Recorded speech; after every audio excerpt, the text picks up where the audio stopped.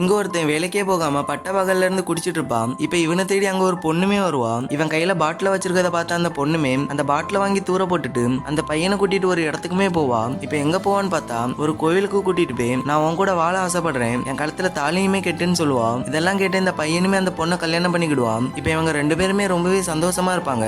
ஆனாலுமே இந்த பையன் குடிய மட்டும் விடவே மாட்டான். ஆனாலுமே இந்த பொண்ணு இவன் மேல கோவப்படாம இவனை இருந்து எழுப்பி விடுவான். ஆனா அந்த பையன் எழும்பினதுமே அந்த பொண்ணை பார்க்க போகாம ஒளிச்சு வச்சிருந்த குவாட்டரை எடுத்து குடிச்சிட்டு இருப்பான். இப்ப அந்த பொண்ணு பிரெக்னண்டா இருக்கிறான். ஆனா அந்த பையன் இந்த பொண்ணுக்கு ஒத்தாசையா இல்லாம எப்போதுமே குடிச்சிட்டு தான் இருப்பான். அப்படிதான் ஒரு நாள் இந்த பொண்ணு தூங்கிட்டு இருக்கும் போது இந்த பொண்ணுக்கு வலி வந்திருக்கும். பக்கத்துல இருந்த தண்ணி கூட இந்த பொண்ணால எடுத்து குடிக்க முடியல. அப்ப சரியான நேரம் இந்த பொண்ணோட அப்பா அம்மா தான் வந்து இந்த பொண்ணையுமே காப்பாத்தி இருப்பாங்க.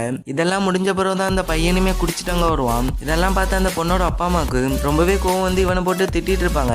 ஆனா இவன் இதெல்லாம் கண்டுக்கிடாம சாப்பாடு எங்கன்னு தான் கேட்டுட்டு இருப்பான். இப்ப அடுத்த நாள் இவன் தூங்கிட்டு இருக்கும் போது அந்த பொண்ணுமே இவனை வந்து எழுப்புவாங்க.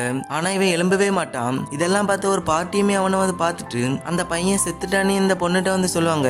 இதெல்லாம் கேட்டு இந்த பொண்ணால தாங்க முடியாம இருந்து அழுதுட்டு இருப்பாங்க. இப்ப அந்த ஊர் மக்கள்லாம் வந்து இந்த பையனுக்கு செய்ய வேண்டிய காரியம் எல்லாம் செஞ்சுட்டு இருப்பாங்க. அப்ப அந்த பையனுமே திடீர்னு எந்திரிச்சிருவான். இப்ப அந்த பையன் பேசுறது சுத்தி இருந்த யாருக்குமே கேட்காது. அவங்க பாட்டுக்கு அவங்கவுங்க வேலையுமே செய்ய ஆரம்பிப்பாங்க. ஒரு பக்கம் பந்தல் கட்டுவாங்க, ஒரு பக்கம் எல்லாருமே இருந்து அழுதுட்டு இருப்பாங்க. இப்ப இந்த பையனுமே எரிக்கலான்னு கொண்டு போவாங்க.